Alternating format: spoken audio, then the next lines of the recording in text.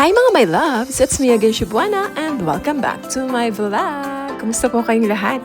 For today's video pala mga lalabs, may pupuntahan tayo kasi ang New Al Mamsar Beach here in Dubai has officially been opened after a Hajj renovation. And now, looks much more modern and family-friendly, kaya tara! Samahan niyo ako at ipapakita ko sa inyo kung anong binago nila sa lugar na yun. Let's go!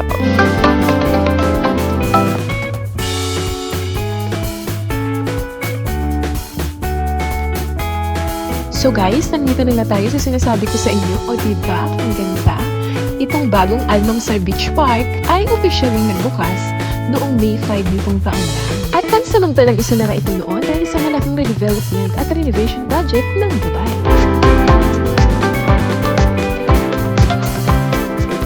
Pansamantala nilang isinara ito dati dahil gusto nilang ayusin at palakihin ang beach area. At gumawa din sila ng mas modernong facilities.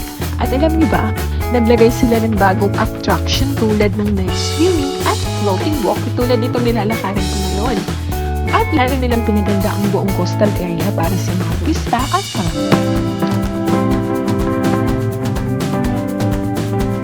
isa na ito sa mas malaking plano ng Dubai na i-upgrade ang mga public beaches at gawing world-class destinations.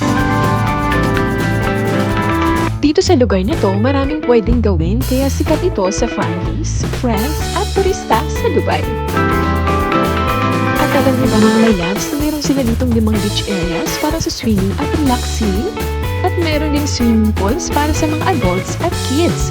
At hindi mawawala ang barbecue at picnic areas. At syempre meron din silang cycling at walking paths at jogging tracks. At syempre meron ding malawak na park na maraming puno at damuhan. At hindi mawawala ang playground para sa mga bata at meron ding volleyball at sports area. Meron ding water activities tulad ng kayaking at ang pinakamaganda ay meron na silang night swimming area na open 24/7 sa bagong renovated section. At alam niyo ba mga my loves na itong nilalakaran ko ngayon ay kasama sa bagong renovation na binuksan nitong buwan ng May lamang. At tinatawag itong floating walkway dahil parang lumulutang ito sa ibabaw ng tubig, hindi parang as in talagang nakalutang siya sa tubig. Ginawa ito para mas maganda ang walking experience at magkaroon ng magandang view ng dagat tulad itong nakikita nyo ngayon. At syempre, perfect sa picture at relaxing strolls at maging modern ang beach area. Alam niyo ba na mas lalo yung mai-enjoy ang paglalakad nyo? Lalo na kung gusto nyo ng sunset view habang naglalakad sa floating walkway. Kung nalulungkot ka at gusto mong mag-relax, perfect to para sa'yo.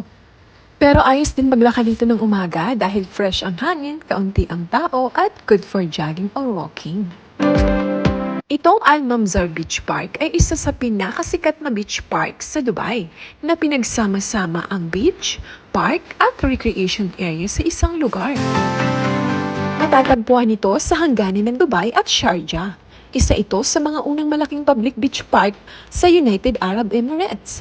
May lawak na mahigit na 100 hectares. So paano ba yan? Hanggang dito na lang ang vlog ko na to. Sa mga nanood po hanggang dulo, marami pong salamat. Mga chup-chup. Bye-bye!